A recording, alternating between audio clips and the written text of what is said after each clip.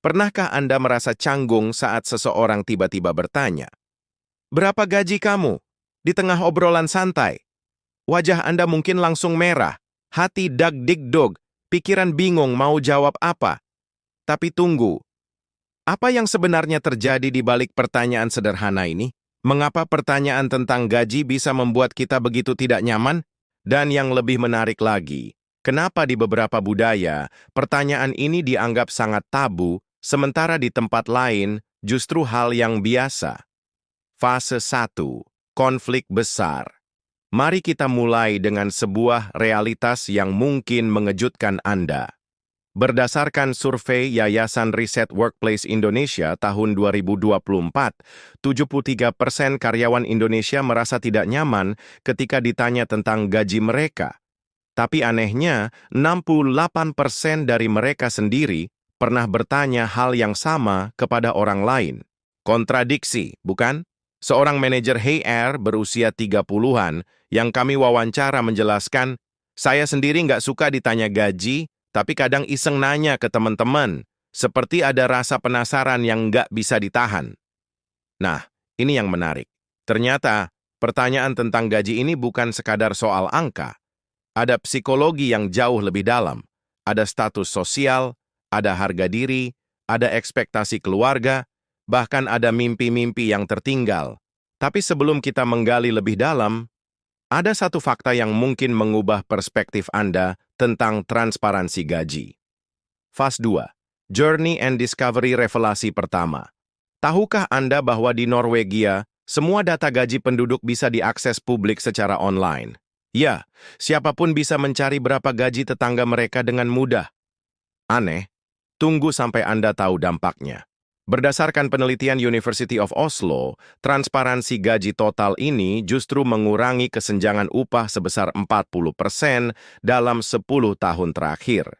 Diskriminasi gender dalam gaji turun drastis. Mengapa? Karena ketika semua orang tahu siapa yang dibayar berapa, perusahaan tidak bisa lagi bermain-main dengan standar ganda. Seorang profesor ekonomi dari Universitas Indonesia yang pernah tinggal di Norwegia bercerita, awalnya culture shock. Tapi lama-lama saya sadar, ini justru lebih adil, nggak ada yang main belakang soal gaji. Kontras sekali dengan Indonesia, di mana menurut data Kementerian Ketenagakerjaan 2024, kesenjangan gaji antara pria dan wanita untuk posisi yang sama masih mencapai 23%. Mungkinkah kerahasiaan gaji justru memperparah masalah ini? Revelasi kedua. Tapi jangan buru-buru mengambil kesimpulan. Ada sisi gelap dari transparansi gaji yang jarang dibahas. Dr. Sarah Martinez, seorang psikolog organisasi dari Harvard Business School, dalam penelitiannya menemukan fenomena yang disebutnya salary anxiety epidemic. Ketika gaji menjadi terlalu transparan tanpa konteks yang tepat, banyak karyawan justru mengalami stres berlebih, depresi, bahkan ada yang resign karena merasa tertinggal dari rekan kerja. Salah satu startup teknologi di Jakarta pernah mencoba menerapkan transparansi gaji total. Hasilnya, produktivitas turun 15% dalam 6 bulan pertama karena karyawan lebih fokus membanding-bandingkan gaji daripada bekerja. Akhirnya mereka batalkan kebijakan tersebut. Jadi, transparan selalu baik? Ternyata tidak sesederhana itu. Kebayang nggak betapa kompleksnya masalah yang tampak sederhana ini? Perjalanan emosional. Mari kita kembali ke pertanyaan awal. Ketika seseorang bertanya, "Berapa gaji kamu?" Apa yang sebenarnya mereka tanyakan? Berdasarkan wawancara mendalam dengan 200 responden dari berbagai profesi, kami menemukan bahwa pertanyaan tentang gaji sebenarnya adalah pertanyaan tentang validasi. Apakah saya cukup berharga? Benchmark. Apakah saya tertinggal dari yang lain? Status. Di mana posisi saya dalam hierarki sosial? Keamanan. Apakah pilihan karier saya sudah tepat? Seorang fresh graduate yang baru bekerja 2 tahun mengatakan, "Kalau ditanya gaji, saya langsung insecure. Soalnya gaji saya masih UMR Jakarta, sementara teman-teman kuliah ada yang sudah 15 juta sebulan. Rasanya seperti gagal total."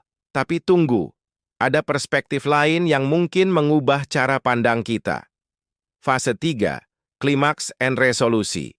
Plot twist yang mengejutkan datang dari penelitian terbaru MIT tentang happiness versus income correlation. Ternyata, setelah gaji mencapai titik tertentu, sekitar 15-20 juta rupiah per bulan di Indonesia, tambahan gaji tidak lagi signifikan meningkatkan kebahagiaan hidup. Yang lebih menentukan kebahagiaan adalah makna pekerjaan, keseimbangan hidup, dan hubungan sosial yang sehat. Dr. Robert Waldinger dari Harvard Study of Adult Development, penelitian terpanjang tentang kebahagiaan manusia yang sudah berlangsung 85 tahun, menyimpulkan, kualitas hubungan sosial jauh lebih menentukan kebahagiaan hidup daripada jumlah angka di slip gaji. Momen eureka datang ketika kami mewawancari seorang direktur perusahaan multinasional yang gajinya mencapai 100 juta per bulan. Dia berkata, "Dulu saya obsesi dengan gaji besar. Sekarang saya lebih obsesi dengan apakah pekerjaan saya bermakna dan apakah saya punya waktu untuk keluarga. Gaji besar tanpa kebahagiaan itu hampa." Resolusi yang memuaskan. Jadi, bagaimana seharusnya kita merespons pertanyaan, "Berapa gaji kamu?" Berdasarkan saran dari para ahli psikologi dan HR yang kami wawancara, ada beberapa pendekatan bijak. 1. Transparansi terbatas dengan konteks. Gaji saya sekitar range XY, tapi yang lebih penting bagi saya adalah benefit lain seperti work-life balance dan peluang berkembang. 2. Redirect ke value proposition. Dibanding membahas angka, saya lebih suka cerita tentang value yang saya berikan ke perusahaan dan bagaimana itu berkembang setiap tahun. 3. Jujur tentang ketidaknyamanan.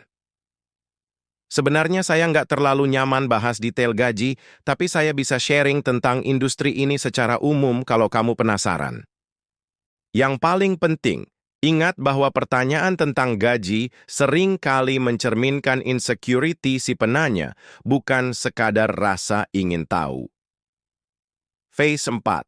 Refleksi and call to action. Setelah menyelami topik ini, kita bisa melihat bahwa pertanyaan sederhana, "Berapa gaji kamu?" sebenarnya membuka jendela ke kompleksitas psikologi manusia, dinamika sosial, dan bahkan struktur ekonomi masyarakat. Di era digital ini, di mana informasi semakin transparan, kita perlu belajar navigasi yang bijak antara keterbukaan dan privasi. Antara transparansi yang mendorong keadilan dan transparansi yang memicu kecemasan berlebih. Yang paling mengena dari semua riset ini adalah, kebahagiaan dan kesuksesan hidup tidak bisa diukur hanya dari angka gaji. Makna hidup, kualitas hubungan, dan kontribusi kita pada dunia, itulah yang benar-benar berharga. Jadi lain kali ketika seseorang bertanya berapa gaji Anda, ingatlah, mereka mungkin tidak benar-benar bertanya tentang uang. Mereka mungkin bertanya tentang validasi, tentang arah hidup, tentang apakah mereka sudah di jalur yang benar. Dan Anda punya pilihan untuk menjawab dengan bijak, empati, dan mungkin bahkan mengubah perspektif mereka tentang apa yang benar-benar berharga dalam hidup. Karena pada akhirnya, pertanyaan yang lebih penting bukan berapa gaji Anda, tapi seberapa bermakna hidup Anda. Dan jawaban atas pertanyaan itu tidak bisa diukur dengan rupiah.